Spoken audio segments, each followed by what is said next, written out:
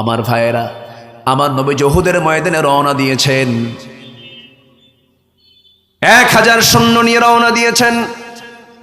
হঠাৎ করে মাঝপথে ইহুদিদের যোগসাজশে মুনাফিক সর্দাররা এসে রাসূলের সামনে বলছে, হুজুর, মুসলমানদের সৈন্য সংখ্যা কত 1000, কাফেরদের সৈন্য সংখ্যা কত 3000।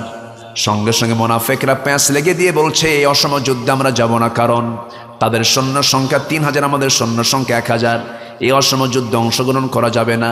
রাসূল বললেন, শোনো, আমার সামনে যারা উপস্থিত আছো, মুসলমানদের ইতিহাসে সংখ্যা দিয়ে কখনো বিজয় আসে নাই। মুসলমানদের বিজয় এসেছে অস্ত্র দিয়ে নয়, সংখ্যা দিয়ে নয়, ঈমান দিয়া। ঠিক কিনা? আমরা সংখ্যা খুঁজবো না, ঈমান খুঁজবো। আমাদের কি দরকার? ঈমান দরকার। এই কথা যখন বলে ফেললেন, মুনাফিকরা সাইড হয়ে গেল। রাসূল বললেন, কারা কারা যুদ্ধে যাবে না, চলে যাও। মুনাফিক চিহ্নিত হয়ে গেল। 1000 জনের মধ্যে 300 জন নাই। কয়জন নাই? 300 জন নাই, তারা মাইনাস হয়ে গেছে। আমার নবীজি বাকি জনকে উহুদের ময়দানে নিয়ে গেলেন। যুদ্ধ শুরু হয়ে যাবে। সাহাবে কেরামকে ডাক দিয়ে বলছেন, শোনো, আজকের এই যুদ্ধের ময়দানে যদি আমরা পরাজিত হয়ে যাই, দারুণ ক্ষতি হয়ে যাবে। আমার নেতৃত্ব তোমরা ফলো করবে। 50 জনকে আস্তে করে পাশে ডেকে নিয়ে বললেন, তোমরা এই পাহাড়ি গর্তের উপরে তোমরা দাঁড়ায়া থাকবে, এই পাহাড়ের চূড়ায় তোমরা দাঁড়ায়া থাকবে। যেকোনো একটা গিরিপথ আছে, গলিপথ আছে, এই দিক দিয়ে কাফের মুশরিকরা যখন আক্রমণ করবে, তোমরা তাদেরকে তীর ধনুক দিয়ে মোকাবেলা করবে। আমার পরবর্তী নির্দেশ না আসা পর্যন্ত তোমরা এই স্থানটাকে ত্যাগ করবা না। উহুদ যুদ্ধ শুরু হয়ে গেছে, প্রেক্ষাপট সবার কম বেশি জানা আছে। সেই যুদ্ধের ময়দানে দেখা গেল মুসলমানদের প্রথম শুরুটা মুসলমানদের পক্ষেই ছিল, মুসলমানদের বিজয় প্রায় নিশ্চিত হয়ে গেছে। কিন্তু ওই 50 জন তীরন্দাজ নবীর পরামর্শ না নিয়ে তারা করলেন কি, যুদ্ধ শেষ হয়ে গেছে বলে মনে করে তীর ধনুক ছেড়ে দিয়ে সেই জায়গা থেকে তারা স্থানটা ত্যাগ করে ফেলেছেন। স্থান ত্যাগ করা মাত্রই ওই চিকন গলিপথ দিয়া কুরাইশদের একটা দল সেই দিক দিয়ে এসে অতর্কিত হামলা করে বসেছে রাসূলকে লক্ষ্য করে। রাসূলকে লক্ষ্য করে বৃষ্টির মতো তীর মারা শুরু হয়ে গেল। এখানে মূলত ষড়যন্ত্র ছিল মুনাফিকদের। কাদের বলেন? মুনাফিকদের ষড়যন্ত্র ছিল। তীর মারা শুরু হয়ে গেল। সেই তীর যখন মারা শুরু করেছে, সাহাবে কেরাম কয়েকজন এই দৃশ্য দেখে দৌড় মেরে চলে আসছেন। তরবারি তো ফেলে দিয়ে রেখেছেন, তারা প্রস্তুত ছিলেন না। খালি হাতে দৌড় মেরে এসে নবীর চতুর্পার্শ্বে দাঁড়িয়ে বলছেন, হুজুর, জীবনের শেষ রক্তবিন্দু থাকা পর্যন্ত আপনার গায়ে আমরা একটা আঁচড়ও লাগাতে দেব না। 10 জন সাহাবী এট এ টাইম রাসূলকে বাঁচাতে গিয়া দুনিয়া থেকে বিদায় নিয়ে নিলেন। একজন সাহাবী সর্বশেষ দাজানা নবীর বুককে জন্য নবীজির দেহকে বুকের সঙ্গে জড়িয়ে ধরলেন, বলছেন, হুজুর, যত তীর আমার গায়ে লাগবে আপনার গায়ে একটা লাগাতে দেব না। পিঠের ভিতরে 1টা 2টা তীর বিদ্ধ হওয়ার দাগ নয়, তার পিঠে 70 থেকে 80টি তীর বিদ্ধ হওয়ার দাগ ফুটে উঠেছে। দাজানা দুনিয়া থেকে বিদায় নিয়ে নবীজি সম্পূর্ণ একাকী পড়ে গেলেন। কাফের মুশরিকরা একেবারে নবীর কাছাকাছি চলে এসেছে, একদম সরাসরি কাছাকাছি না এসে একটু দূরে থেকেই তারা পাথর মারা শুরু করে দিয়েছে। রাসূলকে তারা দুনিয়া থেকে বিদায় করবে, কারণ বদরের যুদ্ধের পরাজয়ের গ্লানি তারা সহ্য করতে পারছে না। মুহাম্মদ বিন আব্দুল্লাহকে যদি দুনিয়া থেকে বিদায় করে দেওয়া যায়, সব নির্মূল হয়ে যাবে। তাকে টার্গেট করেছে সবার আগে। এবার হাতের মধ্যে পাথর নিয়ে নবীজির মাথা বরাবর মেরে দিয়েছে। নবীর মাথায় সেদিন কোনো টুপি ছিল না, সেদিন কোনো পাগড়ি ছিল না। নবীর মাথায় সেদিন ছিল হলো যুদ্ধের পোশাক, মাথায় ছিল হেলমেট, লোহার হেলমেট পরা অবস্থায় নবীজি ছিলেন। যখন পাথর মেরে দিয়েছে কপাল বরাবর, হেলমেটের ভিতরে চিকন ফলা, চিকন লোহা নবীজির কপালের মধ্যে গেঁথে গেছে। আর একজন কাফের মেরে দিয়েছে গাল বরাবর, শিরস্ত্রাণের চিকন লোহা নবীজির গালের মধ্যে ঢুকে গেছে। আরেকজন কাফের মেরে দিয়েছে মুখ বরাবর, সামনের 2টা দাঁত সঙ্গে সঙ্গে ঝরে পড়ে গেছে। আমার নবীজি মুখ থুবড়ে জমিনে পড়ে গেলেন।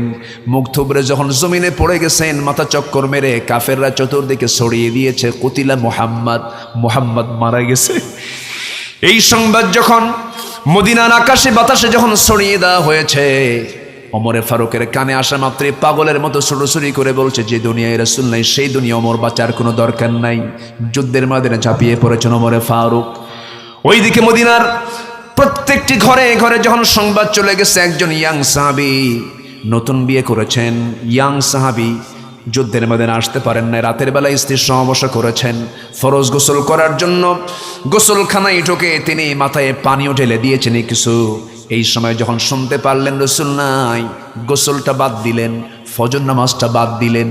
এসে শুধু স্ত্রীকে বললেন, শোনো, কোনো কিছু কাজের সময় নাই, কারণ যে দুনিয়াতে রসুল নাই সেই দুনিয়াতে আমার বাঁচার কোনো প্রয়োজন নাই। শুনলাম রসুল নাকি দুনিয়া থেকে বিদায় নিয়েছেন। হাতে তরবারি তুলে দাও। তরবারি হাতের মধ্যে নিয়া স্ত্রীর কপালে চুম্বন এঁকে দিয়ে বলছে, আমার স্ত্রী, আমার মনে হয় আমি আর বাঁচবো না, কারণ নাকের মধ্যে আমি জান্নাতের ঘ্রাণ পাচ্ছি। আমার জন্য দোয়া করো, জান্নাতের সিঁড়িতে তোমার সঙ্গে যেন আমার সাক্ষাৎ হয়ে যায়। জোরে বলি সুবহানাল্লাহ। এই কথা বলে ওই যুবক ঘর বাড়ি ছাড়লেন, ফজর নামাজটা বাদ দিলেন, ফরজ গোসলটা বাদ দিলেন। সব ফরজের বড় ফরজ জিহাদে অংশগ্রহণ করা। জিহাদে অংশগ্রহণ করলেন। যুদ্ধ করতে করতে হানজালা নামক সেই যুবকটাই শাহাদত বরণ করলেন। ওহদের ময়দানে আমার নবীজি মুখ থুবড়ে পড়ে আছেন। সাইয়েদনা আলী তাকে তন্ন তন্ন করে খুঁজে বের করে ফেললেন। বের করে আমার নবীকে সেই জায়গা থেকে তুলে নিয়ে যখন আসতেছিলেন, আর বলছেন, হুজুর, এই মক্কার কুরাইশ আপনাকে এত অত্যাচার করলো, আপনি তাদের জন্য লানত করুন। রসুল বলছেন, না রে আলী, লানতের জন্য আমি এরকম কোনো দোয়া করব না, তবে একটা কথা জেনে রেখে দিও আলী, এই জমিনে যখন আমার দেহ থেকে যখন রক্ত ঝরা শুরু হয়েছে, এই জমিনেই দেখতে পাবে আল্লাহর দিন কায়েম হয়ে গেছে। জোরে বলি সুবহানাল্লাহ, আরো জোরে বলি সুবহানাল্লাহ। আমার বন্ধুগণ, আমার ভাইয়েরা, রসুলকে সেই জায়গা থেকে কোলের মধ্যে করে তুলে নিয়ে পাহাড়ের চূড়ায় রাখা হলো। ওহুদের যে পাহাড়ের চূড়ায় রাখা হয়েছে সেই জায়গাটা আমি মাঝে মাঝে গেলে পরে সেই জায়গাটা দেখে আসি। আমি সোহাদায় ওহুদটা দেখে আসি, আগের চিত্রগুলো মনে পড়ে যায়। হারে, সাহাবীরা এত ত্যাগ স্বীকার না করলে তো আজকে আমরা ইসলামটা এমন অবস্থায় পেতাম না। আমার বন্ধুগণ, নবীজির মাথার লোহা, গালের লোহা, সামনের দুটো দাঁত পড়ে গেছে। নবীজি মিষ্টিগুলো খেয়েছেন, হালুয়াগুলো খেয়েছেন, দাঁত ভাঙ্গার আগে না দাঁত ভাঙ্গার পরে? হালুয়া খেয়েছেন, নরম নরম করে দিয়েছে, সেই সময় তিনি খেয়েছেন। দাঁত আপনার ভাঙলেই না আপনি হালুয়া খাওয়া শুরু করছেন। আমার বন্ধুগণ, আমার নবীজি লোহাবিদ্ধ অবস্থায় পড়ে আছেন। উবাইদ ইবনুল জাররাহ রাদিয়াল্লাহু তাআলা আনহু নবীর পাশে আস্তে করে বসে আছেন। নবীর মাথার লোহা দেখে উবাইদ ইবনুল জাররাহ কাঁদতে কাঁদতে অস্থির হয়ে যাচ্ছে। লোহাটা না বের হওয়া পর্যন্ত তিনি স্থির থাকতে পারছেন না। আমার নবীজির মুখে, আমার নবীজির কপালে সেই বিদ্ধ লোহাটা হাত দিয়ে টান দিয়ে খুলবেন, কিন্তু পারতেছেন না। নবীজি মুখ থেকে আওয়াজ বের করছেন, কষ্ট পাচ্ছেন। আস্তে টান দিয়ে কাজ হবে না, কীভাবে টান দিতে হবে? সোজা উবাইদা করলেন কি, নিজের দাঁতটা লাগায় দিলেন, এত জোরে টান মারলেন সামনের দুটো দাঁত ভেঙে গেল। রাসূল বলছেন, ওরে উবাইদা, তোমার দাঁত তো সামনের পড়ে গেছে, আস্তে করে টান দিলে তোমার দাঁতটা নষ্ট হতো না, তুমি জোরে টান দিতে গেলে কেন? সঙ্গে সঙ্গে বলছে, হুজুর, আমি উবাইদা আপনাকে বলছি আল্লাহর কসম করে, আমার দুইটা দাঁত কেন, আপনার মহব্বত আমার কলিজা ছেড়ে দেব, আমার কোনো কষ্ট হবে না। আমার নবীজির গাল থেকে শিরস্ত্রণের লোহা যখন বের করছিলেন, ফিঙ্কি দিয়ে দিয়ে রক্তগুলো গড়ে গড়ে পড়ছিল। আমার নবীজি কষ্ট পাচ্ছেন। সেই রক্তগুলো দুই অঞ্জলি ভরে, হাতের অঞ্জলি ভরে রক্তগুলো হাতের মধ্যে উবাইদা ভাবতেছেন, এই রক্তগুলো কোন জমিনে ফেলবো আমি, কোন জমিনে এই রক্তগুলো ফেলবো? এই চিন্তা মাথায় এনে ভাবলেন, না না, কোনো জমিনে ফেলতে দেব না। রসুলকে না দেখাইয়া, রসুলকে না জানাইয়া সেই রক্তগুলো করলেন কি, রসুলকে আড়াল করে মুখের মধ্যে নিয়ে সমস্ত রক্তগুলো চুষে চুষে পান করছেন। রসুল দেখে ফেলে বলছেন, হঠাৎ করে বলছেন, ও উবাইদা ইবনুল জাররাহ, তুমি কার রক্ত পান করো? রক্তগুলো ফেলবো কোথায়, জায়গা পাচ্ছি না। রসুল সঙ্গে সঙ্গে বলছেন, উবাইদা রে, জান্নাতের মানুষ তো সেই বান্দাই হবে যার দেহের মধ্যে আমার রক্তগুলো প্রবেশ করেছে। আমার ভাইয়েরা, আমার নবীজির মাথায় ব্যান্ডেজ লাগানো, আমার নবীজি অসুস্থ অবস্থায় পড়ে আছেন।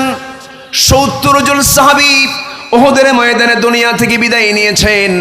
একের পর এক সংবাদ আসতেছে। নবীর এখানে সংবাদ চলে আসলো, হুজুর, আপনার প্রিয় চাচা আমির হামজা শাহাদত বরণ করেছে। নবীজি বললেন, দেখো তো আমার চাচার লাশটা কোথায়? চাচার লাশের কাছে যখন যা হলো, তার চোখ নাই, কান নাই, নাক নাই, হাত না, পা নাই, সব কেটে কেটে নিয়েছে কাফের মুশরিকরা। রাসূল বলছেন, ও সাহাবীরা, তোমরা কি জানো আমার এই চাচা এই দেহ নিয়ে আল্লাহর সামনে হাজির হয়ে যাবে? এই দেহ নিয়ে আল্লাহর সামনে হাজির হয়ে যাবে। যখন আল্লাহ বলবেন, ও আল্লাহর গোলাম, তোমার চোখ নাই কেন, তোমার কান নাই কেন, নাক নাই কেন? সেই সময় এই সমস্ত বান্দাগুলো বলবে, আল্লাহ, তোমার জমিনে তোমার দিন কায়েমের জন্য আজকে আমার হাত কেটে নেওয়া হয়েছে, চোখ তুলে নেওয়া হয়েছে। আল্লাহ বলবেন, এটাই তো তোমার বড় সাক্ষ্য। আজকে তোমার কোনো হিসাব না নিয়ে আমি আল্লাহ তোমাকে সরাসরি জান্নাত দিয়ে দিলাম। সৈয়দ কুতুব শহীদকে সরকারি হুজুর এসে বলতেছে, হুজুর, আপনার তো সামনে এখন আপনাকে ফাঁসির মঞ্চে ঝুলিয়ে মারা হবে, আপনি তালকিন পড়েন, কালিমা পড়েন। সৈয়দ কুতুব বলে, তুমি আমার কালিমার তালকিন পড়াতে আসছে, এই কালিমার ব্যাখ্যা লিখতে গিয়ে আমাকে ফাঁসির মঞ্চে যেতে হচ্ছে, তুই আমাকে কি কালিমা পড়াবি? আল্লাহু আকবার বলবেন না? সৈয়দ কুতুব শহীদের মুখে দাড়ি ছিল না। ভারতের বিখ্যাত দেওবন্দের একজন বড় ওস্তাদ, মরহুম, নামটা ভুলে গেছি আমি, তিনি বলেছেন, সৈয়দ কুতুব শহীদ তার জীবনকে উৎসর্গ করে শাহাদত বরণ করে তিনি যে অবদান রেখেছেন, আমার দেশের হাজার হাজার আলেমের মুখের দাড়ি দিয়ে তারে যদি ধোয়া দেওয়া হয় তাও তার ঋণ শোধ হবে না। আমি এখানে দাড়িকে ছোট চোখে দেখছি না, দাড়ি অবশ্যই জরুরি, দাড়ি রাখা ওয়াজিব। কিন্তু রবীন্দ্রনাথ ঠাকুরও কিন্তু দাড়িওয়ালা ছিল, ঠিক কিনা বলেন? এর মানে আবার ভুল বুঝবেন না যে আপনি দাড়িটাকে ওই দিকে নিয়ে যাচ্ছেন কেন। না, আমি দাড়িকে সম্মান করি, কিন্তু আমরা দাড়িওয়ালা কি করলাম? আমার দাড়ি রেখে কি করতেছি? আমরা দাড়ি রেখে আমরা কোন অবদানটা রাখলাম? এরদোয়ান তুরস্কের মাটিতে, তুরস্কে রেসেপ তাইয়েপ এরদোয়ান, যে তুরস্কে আজান নিষিদ্ধ ছিল, যে তুরস্কে নামাজ নিষিদ্ধ ছিল, সেই তুরস্কের রেসেপ তাইয়েপ এরদোয়ান এসে হাফেজকে পুরস্কার দেয়। 80 বছর মসজিদ বন্ধ ছিল, সেই মসজিদকে তিনি চালু করে দিয়েছেন। সেখানে, হ্যাঁ, আয়া সোফিয়া, সেখানে কোরআনে কারীমের বিভিন্ন সংস্কৃতি সেখানে চালু করে দিয়েছেন। সেখানে আলেমদের মর্যাদা তিনি সমাসীন করেছেন। যেই দেশে সব বোরকা পরা, হিজাব পরা নিষিদ্ধ ছিল, দাড়ি রাখা নিষিদ্ধ ছিল, সেই দেশের সেই সংস্কৃতিতে এসে রেসেপ তাইয়েপ এরদোয়ান যে ভূমিকা পালন করছেন, অনেকের মতো বেকুব কিছু আমার দেশের বেকুব হুজুর আছে, বলে ওর তো দাড়ি নাই, ওর কি ইমান আছে নাকি? বেকুব থাপড়ায়া বেদবগুলোকে সোজা করা দরকার।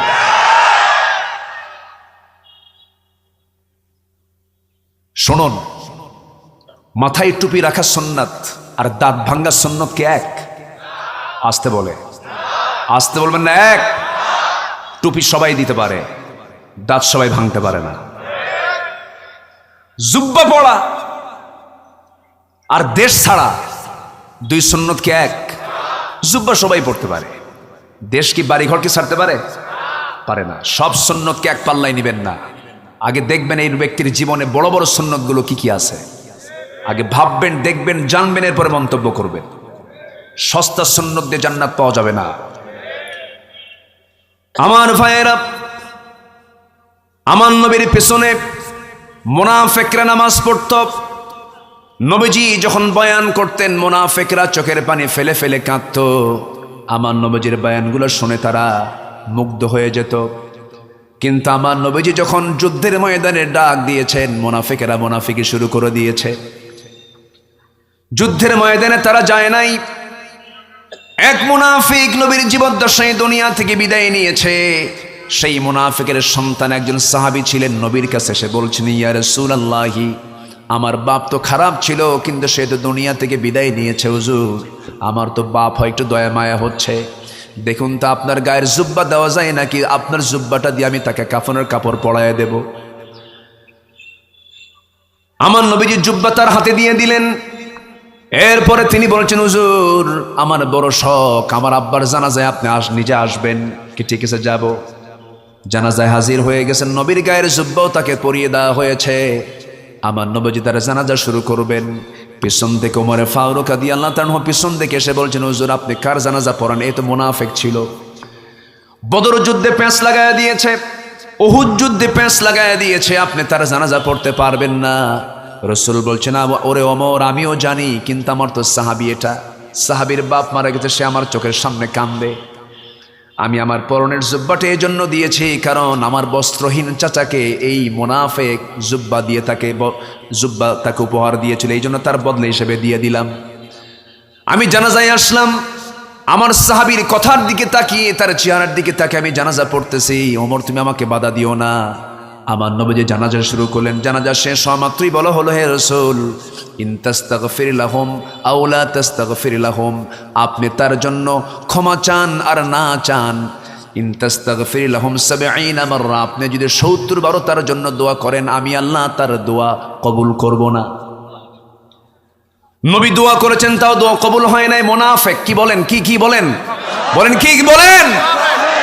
মুনাফিক কাকে বলে? মিথ্যা কথা বলে, যে ওয়াদা ভঙ্গ করে, যে মিথ্যা কথা বলে, যে ওয়াদা ভঙ্গ করে, যে মুখ থেকে বাজে কথা বলে, আমানতের খেয়ানত করে। ইদা হাদাসা কাযাবা ওয়া ইদা তুমিনা খানা ওয়া ইদা খাসমা ফাজারা ইদা ওয়াদা আখলাফা। এই চারটা বৈশিষ্ট্য আপনি যার মধ্যে পাবেন, সেই মুনাফিক। বলেছেন মুহাম্মদ সাল্লাল্লাহু আলাইহি ওয়াসাল্লাম। জিকির করি লা ইলাহা,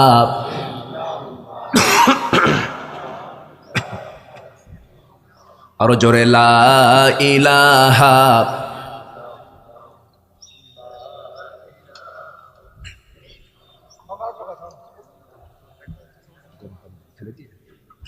আরো জোরে লা ইলাহা,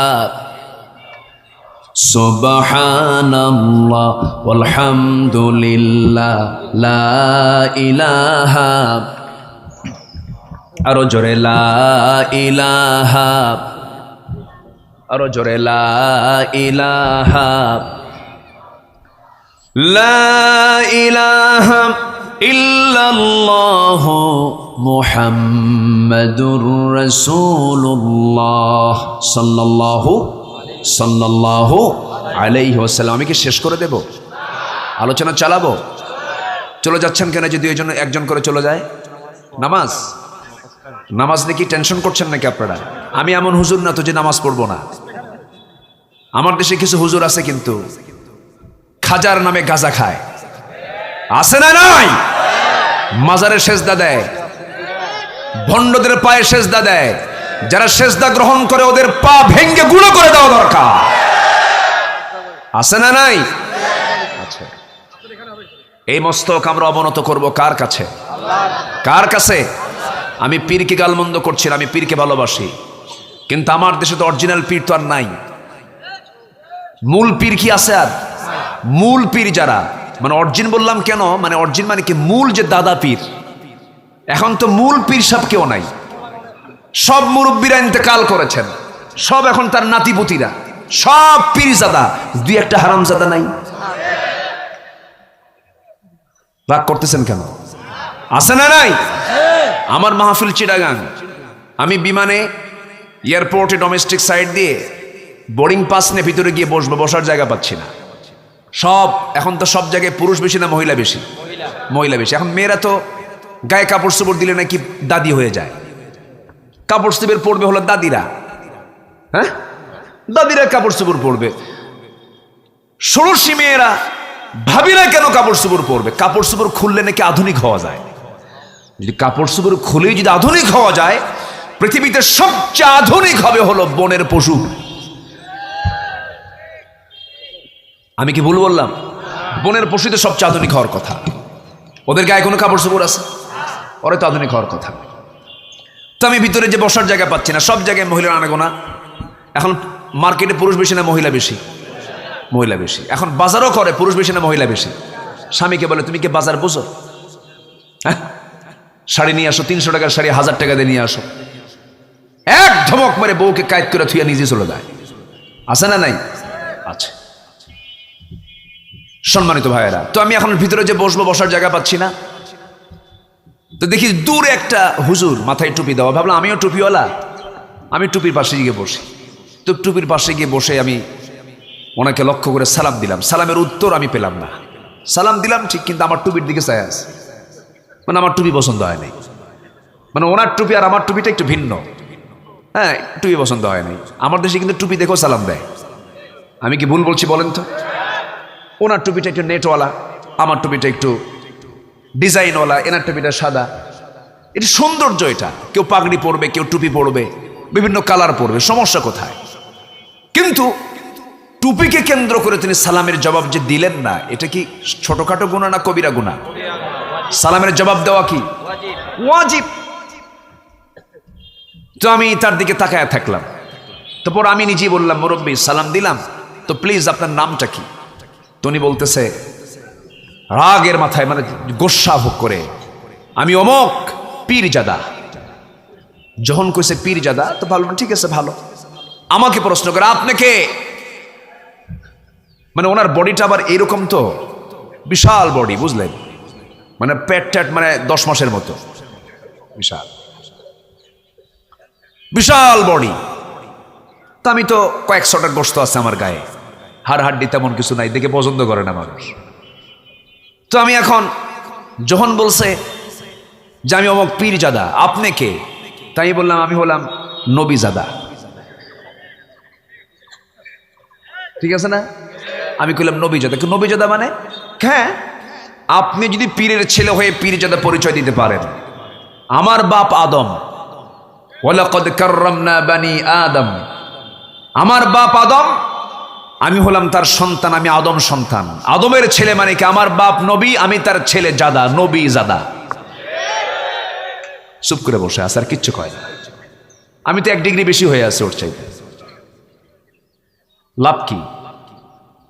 লাভ কি বলেন? নবীর বাপ হয়েও লাভ কি? নবীর ছেলে হয়েও লাভ কি? নবীর বাপ হয়ে আজর কি জান্নাত পাবে? নবীর ছেলে হয়ে কেনান কি জান্নাত পাবে? নবীর চাচা হয়ে আবু লাহাব কি জান্নাত পাবে? বংশ দিয়ে কি করবেন? কি ছাই হবে? বংশ দিয়ে লাভ নাই, বংশ দিয়ে লাভ নাই, নেতার অহংকার দেখিয়ে লাভ নাই, চেয়ারের অহংকার দেখিয়ে লাভ নাই, বংশ দেখিয়ে লাভ নাই। লাভ হবে হলো ঈমান দিয়া। কি দিয়া বলেন? আগামী রমজান হবে কোরআন শেখার রমজান। সবাই রাজি আছেন তো? আগামী রমজান মাসে আমরা কোরআন শিখবো, আল্লাহর সঙ্গে কথা বলবো। কারা কারা হাত তুলে দেখান দেখি। আগামী রমজান হবে কোরআন শেখার রমজান। রমজান আসছে, কোরআন শিখবো। রমজান আসছে, কোরআন নাজিল হয়েছে, কোরআন শিখবো আমরা। কারা কারা হাত তুলে দেখান।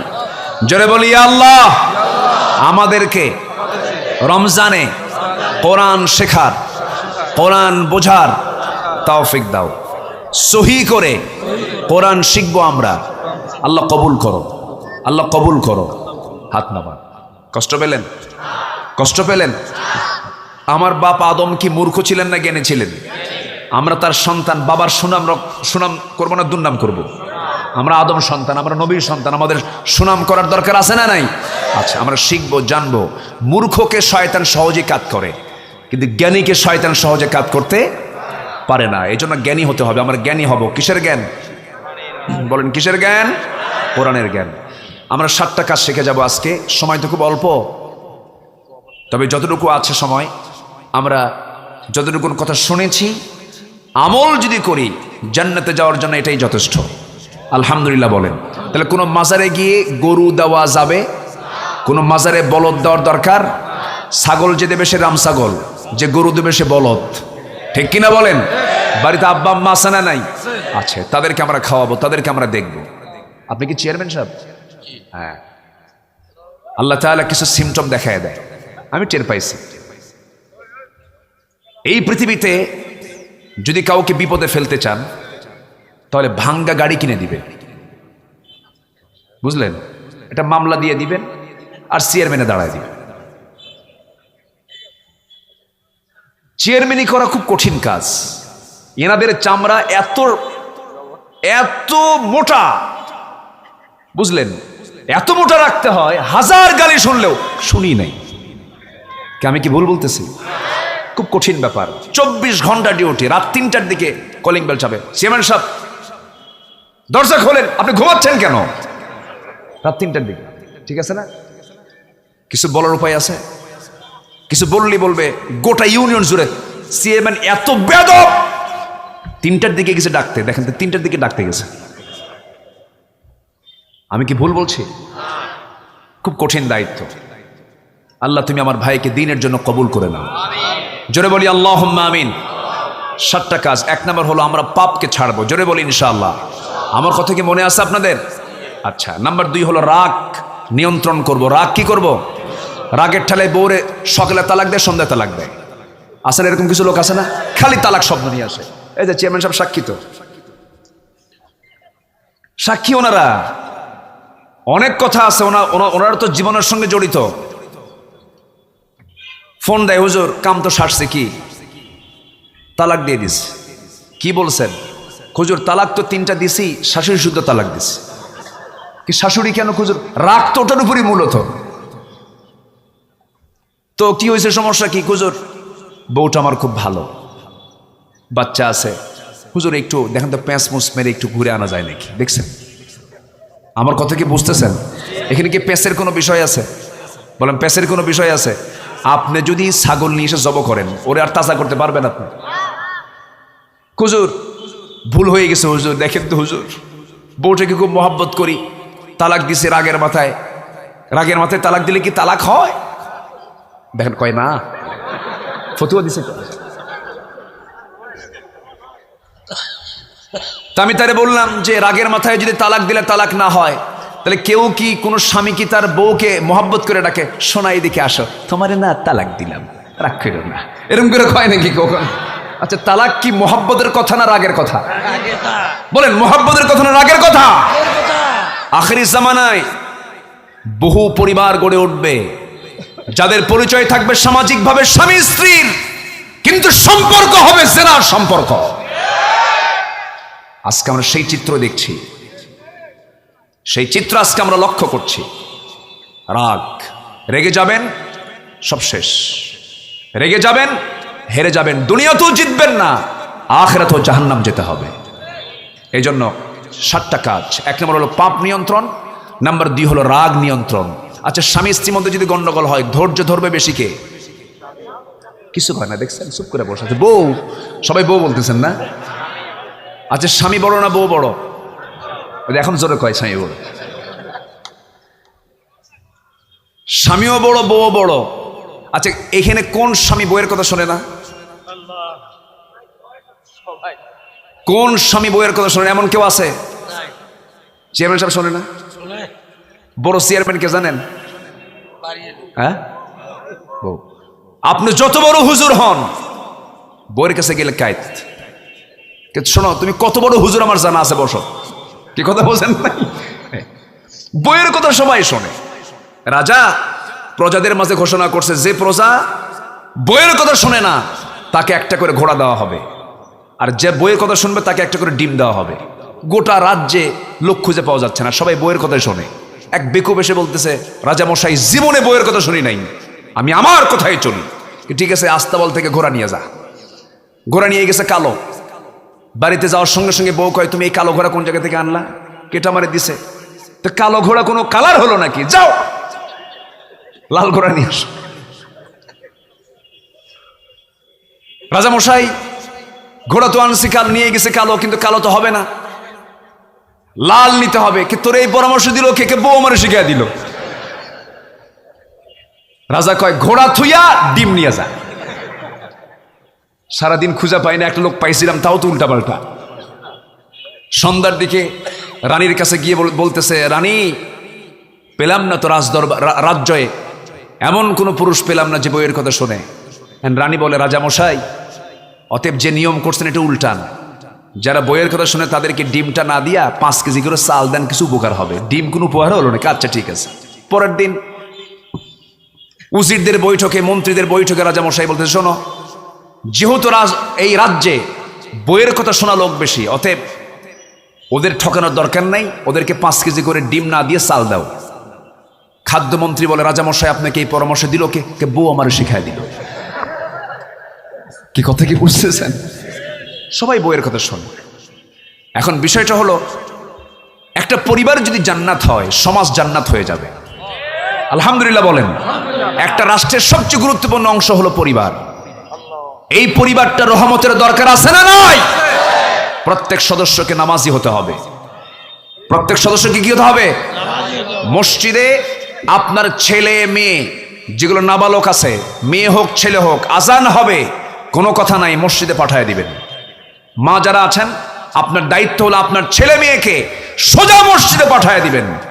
কিন্তু সমস্যা হলো কিছু মসজিদে কিছু মুরব্বী নামাজ পড়তে যায়, বাচ্চাদের দেখলে চোখ এরকম বড় বানায়, আছে না? এই ডিস্টার্ব কিন্তু আমার দেশে জাতীয়ভাবে আছে না নাই? বুড়া তো সারা জীবন নামাজ পড়ে নাই, শেষ বয়সে গিয়ে মসজিদ দখল করে। বুড়া মানুষ রাগ করবেন না, আবার আমি একটু নিজের দুঃখ থেকে বলছি, আপনি বুড়া মানুষ, আপনি নামাজ পড়তে এসেছেন, ভালো কথা। শিশু নামাজটা শিখবে কোন জায়গায়? আসতে বলে ট্রেনিং এর জায়গা কোথায়? আমার নবীর মসজিদ ছিল শিশু দিয়ে ভরা, আমার নবীর মসজিদ ছিল বাচ্চা দিয়ে ভরা। যে মসজিদগুলোতে বাচ্চাদের কান্নার আওয়াজ, হাসির আওয়াজ না শোনা যায়, ভাবতে হবে ওটা মুসলমানদের মসজিদ, ইসলামী সমাজের মসজিদ হতে পারে না। ইসলামী সমাজের মসজিদ হবে হলো বাচ্চাদের মসজিদে কিসের আওয়াজ পাওয়া যাবে? হাসি, কান্না। ওরা সামনে দিয়ে হাঁটবে, ওরা খেলবে, ওরা নামাজ না পড়ে ঘুরবে, ওদের ঘোরাটাই নামাজ, ওদের হাসিটাই নামাজ। আলহামদুলিল্লাহ বলে, জোরে বলি আলহামদুলিল্লাহ। তাহলে পরিবারকে আমরা কয় ওয়াক্ত নামাজ শিখাবো? বউকে আমরা নামাজের কথা বলবো কয় ওয়াক্ত? সবার মনে থাকবে তো ইনশাআল্লাহ? আল্লাহ কবুল করুন। নাম্বার 3, রবের ডাকে সাড়া দেওয়া, মানে আজান শুনলে কোথায় যাওয়া? মসজিদে যাওয়া, নামাজ কায়েম করা। নাম্বার 4। নাম্বার 5 হলো পরামর্শ করে কাজ করা। যে কোনো কাজ করতে গেলে কি করা? পরামর্শ করা। পরামর্শের মধ্যে বরকত কম না বেশি? আল্লাহ তাআলা মানুষ পাঠাবেন, পরামর্শ করছেন কার সাথে? ফেরেশতার সাথে। আল্লাহর কি পরামর্শ লাগে? লাগে না। এরপরে পরামর্শ করে বুঝেইছেন যে তোমার পরামর্শ শিখো। আল্লাহু আকবার বলে। আচ্ছা, এরপর যারা দান করে, যারা কি করে? দান করে। নাম্বার 7 হলো বাড়াবাড়ি। যদি কেউ আপনার সঙ্গে কেউ বাড়াবাড়িও করে, দুষ্টমিও করে, আপনি ইমানদার তাকে সাহায্য করবেন। আলহামদুলিল্লাহ বলেন। এই 7টা গুণ যে ব্যক্তি অর্জন করতে পারবে, আল্লাহ তাআলা বলছেন তার পুরস্কার আমি আল্লাহ আমার কাছে আমি খাসভাবে তাকে আমি পুরস্কার দিয়ে দেব। তার পুরস্কারটা আল্লাহ বলছেন আমি নিজের হাতে দিয়ে দেব। আচ্ছা, নিজের হাতে দেওয়া কি সেটা কম হয় না বেশি হয়? ফাজরুহু আলাল্লাহ। তার পুরস্কারটা আছে হচ্ছে আল্লাহর কাছে, আল্লাহর হাতে। আল্লাহ তাআলা আল্লাহর হাত থেকে যদি পুরস্কার নিতে চাই, আল্লাহ তাআলা আমাদের এই কাজগুলো করার তৌফিক দান করুন। যে যেখানে আছেন, আমি কিন্তু উঠতে বলিনি, এখানে মাহফিলে বসলাম, নিজের ইচ্ছায় উঠে গেলাম না, এটা ইবাদত হলো না। বসেন, আমরা একসঙ্গে দোয়া করব। আমরা চাইবো কার কাছে? তার আগ দিয়ে আজকের মাহফিলটা হলো কবরস্থানের উদ্যোগে মাহফিল, কানায় কানায় ভরা মানুষ। সবার কাছে আমার একটা মোস্ট অনুরোধ থাকবে, রিকোয়েস্ট থাকবে, আমরা শেষ কাজটা মোনাজাত করে এখান থেকে যাব, এরপর আজান হবে, নামাজও হবে, নামাজ পড়বো। জোরে বলি ইনশাআল্লাহ। তার আগ দিয়ে একটু ভলেন্টিয়ার আপনাদের কাছে যাবে, একটু ব্যাগ নিয়ে যদি যায় 2, 4, 5, 10, আমরা কি দিতে পারবো না? আসতে বলে দিতে পারবো না ইনশাআল্লাহ। বাবার কথা, মার কথা, মরহুমদের কথা, বিভিন্ন কথা স্মরণ করে নিয়ত করে আমরা দেব। জোরে বলি ইনশাআল্লাহ। আমরা আল্লাহর কাছে চাবো, আল্লাহর কাছে প্রার্থনা করব। সবাই বলে সুবহানাকাল্লাহুম্মা ওয়া বিহামদিকা আশহাদু আল্লা ইলাহা ইল্লা আনতা আস্তাগফিরুকা ওয়া আতুবু ইলাইকা। শেষ ভালো যার, সব ভালো তার। সবাই তো মনোযোগ দিয়েছিলেন। আমি জানি বিকেলবেলা একটা কর্মব্যস্ততা আছে, সবাই যাবেন চলে, কিন্তু আমরা দোয়াটা করে যাই। অন্তত দোয়ায় আমরা শামিল হব ইনশাআল্লাহ। আমরা নামাজ তো পড়বই, দোয়ায় শামিল হব। আমাদের চেয়ারম্যান মহোদয়, তিনি কবরস্থানের উন্নয়নের জন্য তিনি 50,000 টাকার একটা ঘোষণা দিয়েছেন। কেউ তো মারহাবা বললেন না, একটু জোরে বলেন না ভাই মারহাবা। আল্লাহ কবুল করুন, নেক নিয়ত মঞ্জুর করুন, আব্বা আম্মাকে মাফ করুন। জোরে বলি আমিন। আরেকজন ভাই দিয়েছেন 1000 টাকা, আল্লাহ কবুল করো। আচ্ছা, এখানে নামাজ হবে, ওজুর ব্যবস্থাও আছে। এটা মোনাজাতের পরে হবে, ওজুর জন্য সময় দেওয়া হবে। যাদের ওজু নাই, মোনাজাতের পর আপনারা সোজা দাঁড়িয়ে যাবেন নামাজে। আমরা নামাজ শুরু করে দেব মোনাজাতের পর। বসুন সবাই, আমরা সবাই বসে আমরা চাইবো কার কাছে? আল্লাহর কাছে। আল্লাহুম্মা আমিন। রব্বানা যালামনা أنفسنا وإن لم تغفر لنا وترحمنا لنكونن من الخاسرين لا تزغ قلوبنا بعد إذ هديتنا وهب لنا من لدنك رحمة إنك أنت الوهاب মিষ্টি বিকেল গধূলি বেলা হাজারো মুসলমান নরনারীকে নিয়ে, তোমার হাজার হাজার বান্দাগুলোকে নিয়ে তোমার কালাম থেকে কিছু কথা বলেছি। গুনার বোঝা মাথায় নিয়ে কাঙ্গাল ভিখারির মতো দুটো হাত পেতে আছে। আল্লাহ, গুনার দিকে তাকাইও না, বান্দা মনে করে তামাম জীবনের গুনাহগুলোকে মাফ করে দাও। জনম দুঃখিনী মা যারা চলে গেল, জিন্দেগির গুনাহগুলো মাফ করো, কবরগুলোকে জান্নাতের টুকরা বানায়া দাও। আব্বা আম্মার জন্য কি দোয়া তাও শিখিয়ে দিয়েছ। দিলটা খুলে, চোখটা বন্ধ করে, হাতটা একটু উঁচু করে সবাই বলুন, রব্বির হামহুমা কামা রব্বায়ানি সগীরা, রব্বির হামহুমা কামা রব্বায়ানি সগীরা। আল্লাহ তাআলা বিশেষ করে এই মাহফিলের আয়োজন যারা করলেন, শোনার জন্য যারা আসলেন, বিনিময়ে কিয়ামতের কঠিন ময়দান, যেদিন কেউ কাউকে চিনবে না, এমনকি মা সন্তানকে পর্যন্ত স্বীকার করে বসবে, যেদিন মানুষ কাঁদতে কাঁদতে চোখের পানিগুলো পড়ে যাবে, চোখ থেকে রক্ত বের হওয়া শুরু হয়ে যাবে, সেই কঠিন মুসিবতের দিন এই মাহফিল সবার জন্য নাজাতের মাধ্যম বানায় দিও আল্লাহ। আমার ডানে বামে সামনে পেছনে যত ভাই আর যত মা বোন হাত তুলেছেন, যার যা চাওয়া তুমি আল্লাহ পাওয়া করে দিও, যার যার সমস্যা তুমি আল্লাহ দয়া করে সমাধান করে দিও। এই দুনিয়া থেকে কোন দিন বিদায় হব জানি না, ডান হাতে আমলনামা না আসা পর্যন্ত মরণ দিও না। যুব সমাজ এত সুন্দর আয়োজনের ডাক করে দিয়েছে আল্লাহ, যুব সমাজদেরকে তুমি আল্লাহ উত্তম জাযায়ে খায়র দিয়ে দাও, তাদের নেক নিয়তকে তুমি আল্লাহ মঞ্জুর করে নাও। আমরা সিদ্ধান্ত নিয়েছি আগামী রমজানকে কোরআন শেখার রমজান হিসাবে, আল্লাহ মেহেরবানিকে কোরআনকে শেখার তৌফিক তুমি আল্লাহ দিয়ে দাও। জীবনে নামাজ ছেড়ে দেব না এমন সিদ্ধান্ত নেওয়ার তৌফিক দিয়ে দাও। মিথ্যা বলবো না, ছলচাতুরি করবো না, কাউকে ঠকাবো না, এমনভাবে জীবন গড়ার তৌফিক তুমি আল্লাহ দিয়ে দাও। আয় আল্লাহ তাআলা, দুনিয়া ছেড়ে কোন দিন বিদায় হব জানি না, তবে যেদিন মরে যাব রে, টান মেরে ঘর থেকে বের করে দেবে। জীবনের শেষ গোসলটা হয়ে যাবে, মরা মুখ সব দেখে দেখে চলে যাবে, আমাকে টেনে হেঁচড়ে ঘর থেকে বের করে দেবে রে, কবরে শোয়া দেবে। 24 ঘন্টা যাবে না, মাথার চুলগুলো খসে খসে পড়বে। 3 দিন যাবে না, চামড়াগুলো গলে গলে পোকার পেটের খাবার হবে। মাত্র 7 দিনের ব্যবধান, পেটের নাড়ি ভুঁড়িগুলো সব চোখ মুখ কান নাক দিয়ে বের হওয়া শুরু হয়ে যাবে। মাত্র 3টি মাস কবর খনন করে দেখা যাবে কয়েকটা হাড় ছাড়া কিচ্ছু নাই। এমন একটা সময় যখন চলে আসবে রে, জবানে জারি করে দিও লা ইলাহা ইল্লাল্লাহু মুহাম্মাদুর রাসূলুল্লাহ।